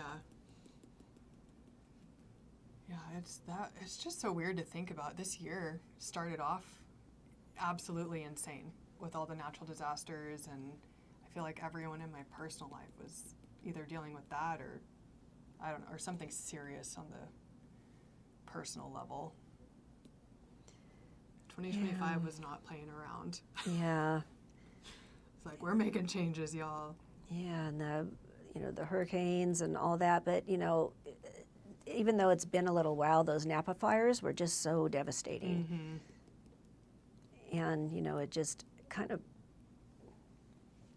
some of the stories around that just really stuck in my mind. And I think that was about the time I started kind of changing with the performance and how I was performing the song. And I like so much about the song already, it made it a little longer to add the few extra measures to be able to do this, but I like it. I'm glad that people seem to like it. That's important. Do you have any of your older songs or even newer that you just, after you've recorded them, you decide you just don't really care for them anymore? They don't feel the same? Yeah, I mean, most of them, they're quite an effort, and I've been very happy with the recordings. But there's been a few, that there's always so many choices, and you have to finally at some point just say, okay, I'm done. Yeah. There's just way too many choices, and just finish it. And that's something I'd say for songwriters. Perfection, you might never feel it's perfect. Sometimes it's better just to get it done. And I say that in not like just chop, throw it out. Right. But sometimes you have to just say, okay. And but there's been a few that I have recently gone back into the studio and re-recorded the vocals because, for a while I was writing and I was working on an album, which I ended up doing a bunch of singles on. And so I wasn't singing much. I was more working on writing and all. And, so when I would go into the studio, I would lay down the vocals, and I hadn't really performed it and taken enough time to let it settle with me and just see how I want to perform it. So I have gone back and re-recorded a few of them, just the vocals, because I just wanted to sing them a little bit different. Yeah. And one of them was Fast Train that I released a video on just right before It's Okay Special Edition. And I just felt it needed to be, I didn't like it that much, the way that I was singing it, because it felt very stilted and, like I was trying to just place it. So, and that's not the way I play it anymore. And people seem to like the song, but I just didn't really want to, I wasn't happy with it. So re-recording the vocals, I'm more happy with it. Yeah. It's the beauty of things too, is that you can redo it. Yeah. Let me change it now. You can, and you can also change things live. And that's kind of nice to have that freedom to be able to change things live. And we were talking earlier about trying to fit all these thoughts and all this stuff into a under 4-minute song. But when you're playing live, you can definitely have some artistic freedom. And I like doing that, especially in the solos. Yeah. Like, make it go twice around. Yeah. Do your thing. Let's spotlight. Have you, sometimes when you go see an artist and they redo something live and you're like, oh, that's not the way it was. That's not how it. Do you think about that when you're changing things live? I do, but I don't change it that much. I do like to stay pretty close to the way that it's recorded because, you don't really want it to change that much. And it's not like people know my songs that well, and they might, where that might be a thing. But it's also easier for me just to kind of stick to things because since I might only have one practice with the band, once every 3 months before and doing shows. So you don't want to change it too much. But by adding more of a solo or adding, like with one of my songs just recently, I think it's You're Beautiful that we're talking about, now that I have a keyboard player in Honolulu, she does like this, there's this inlay that she does where I stop and she does like, I don't even know the musical term for what she does, but she does this really beautiful thing, and there's a pause and then I start in again, and then I incorporated that with my California band to have the guitar player do that. And so stuff like that enhances the song, I think, and doesn't change it too much. Yeah. So I think that's okay. I think that's a good way to put it, like enhancing instead of changing. Changing too much, yeah. Yeah, because people want to be able to sing along. Yeah. Yeah, I've been to a few concerts where they changed it, and I'm like, and it's usually with DJs are the worst. I'm like, this is a whole ass Yeah, because that's what they're trying to do. They're trying to like, oh, put together their mix, you know. But like you cut out half the song. Well, I think that would be really cool for me is one day having people sing along. Yeah. Oh yeah. I'm like I can't even fathom the feeling of that. Like to have people fully engaged in something you created like that. Yeah, I think that's just got to be so neat. Mm-hmm. I think so too. And sometimes people tell me that, oh yeah, I get this song in my head, and my friend Dina in Honolulu, she's like, "It's My Movie" is my anthem. You know, and I'm like, oh, that's so great. Man, that's so cool to hear someone say that. I think so. If I remember correctly, you like toss your hair around a fair bit, right? Like, like not toss it, but like side to side, kind of. Yeah, I think I might, but I mean, yeah. So I would say have some movement. Yeah, I don't want to shellac it. But yeah, I do tend to kind of do this a lot, but I don't know. Yeah. I do, because you know what it is because when it's just by itself, sometimes if I flip it over this way and it gets that, when I put it back the other way, it does something to it. It makes it a little bit fuller. I don't know. Yep. But I'll try not to do that too much. No, you can. That's why I was asking. Okay. Yeah. I'm styling it in a way that has more flexibility to it. Well, it's really nice that you do hair also. Yeah. That's one of the things that... like when I put together, is this okay? Yeah, you're fine. I put together teams of artists fairly often, and I very rarely will hire somebody who can't do hair and makeup, just because we do a lot of corporate stuff, and like if we need a quick touch up, I'm like, I really like to have someone who can do both. Totally fine if you're more proficient in one than the other. Right. But it's a very here, that's just part of the culture within the beauty space is you really need to be able to do both. In LA, I find it's much easier to get away with just being a makeup artist, and I think because it's a little more agency based out there. Yeah. But yeah, there's people who are doing the hair and people that do the makeup. Yeah, and there's so much more union stuff where you really stay in your lane. Here, I feel like we're all very multi-talented, and we're more about just getting the job done and everybody doing what they can to help out with the project. Well, when I first met you in December, when I was here doing those shows, you asked, oh, would you want me to do your hair too? I'm like, oh, sure. Yeah. Please. Yeah. It's nice to just get the full, I still hire people to do my hair and makeup sometimes because I just like to be pampered and why not? Have to think about it. Plus, it's always a better job than when I try to do it. Well, it's, when someone else can see the back of your head. It's true. That helps a lot. True.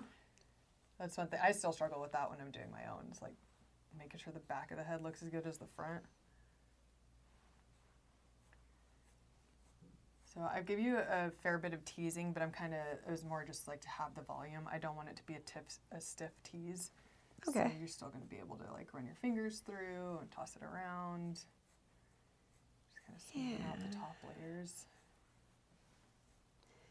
Do all your head banging that you do. Exactly. Well, when you said that, my mind went to the last time I was on Insomniac TV, and I was being interviewed by Jonathan Scott, and I did a lot of hand movements. Wait, Jonathan Scott?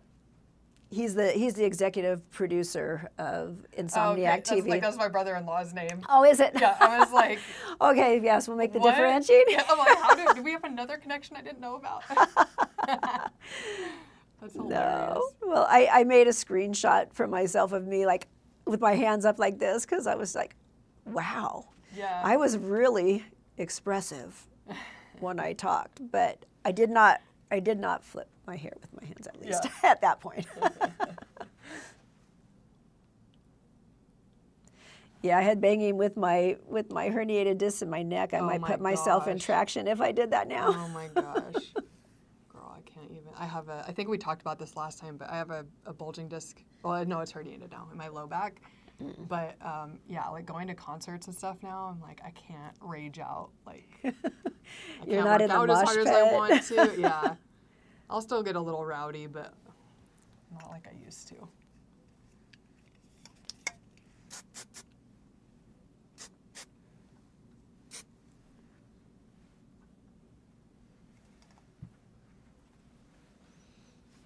I love your necklace. It's so pretty. Thank you. The chain is new because I lost the chain, but this is from my grandma and possibly even from great grandma. Oh, wow. So is this. This is antique. Oh, that's so cool. And it's so old that like you can see it was painted, but like looks it's gold intentional. underneath. Yeah. So I try to do a little bit of from family. Wear it when I'm going to be performing. Yeah. My I'm trying to think. My mom's mom gave me a bunch of jewelry when I was about 12 before she passed, and I got a little bit more after she passed. And then my other grandma passed a couple months ago, and I have a bunch of her stuff, and it just makes me feel very connected and supported.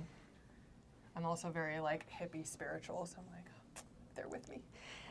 You know, sometimes before a show, especially when I'm like nervous and I need some extra, there's a few women, like family members, but then also my friend Basil Hutchinson's mom, who was, you know, a singer and quite the thing in her day. You know, I try to ask for them to be like on my shoulder and to, you know, kind of just be with me, sisters. Yes. Yeah, I've gotten really into that, like, just asking your guides and ancestors and angels and, like, please help me today. Yeah. Please be with me. Just getting some little flyaways and then I think we're done. Yeah. I must look really good. You looked really good when you got here. Oh, well, thank you. You just look more glam now. Stage ready. Yeah. You know, no makeup. I really commend you for doing that, like for being on camera with no makeup, because that is not, when I started doing it, it was incredibly uncomfortable, and I had perfect baby skin 10 years ago, and so kudos to you for doing it. Well, thank you. Thank you.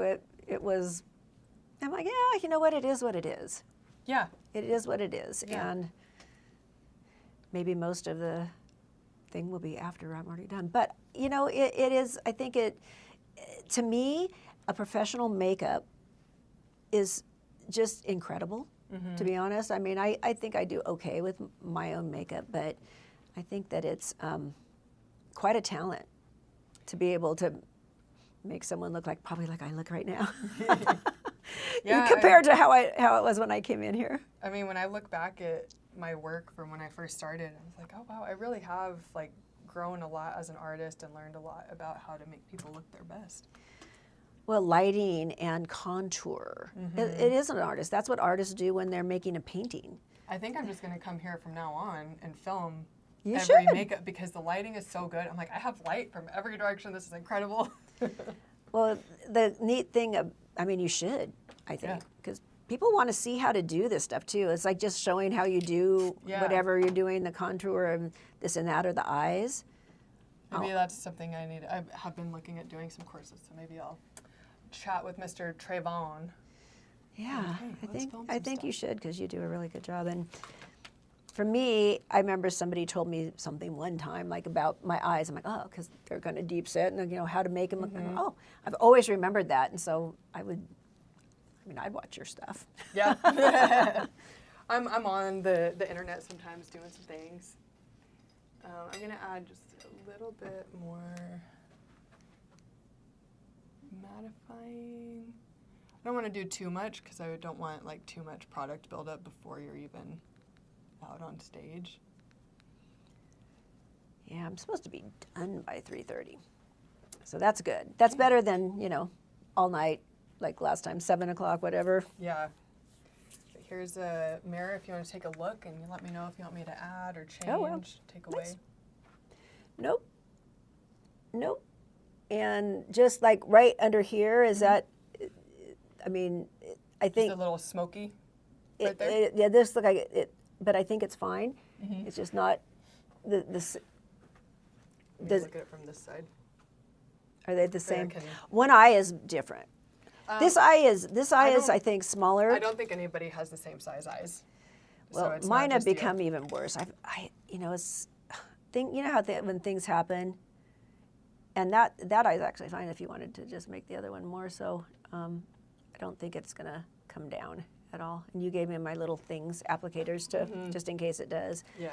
But I haven't been able to open my eye at night. Like, it's really, really painful, and I have to open it up with my fingers. So right before I came here, I'm like, this has been going on for a while. Like it's dry?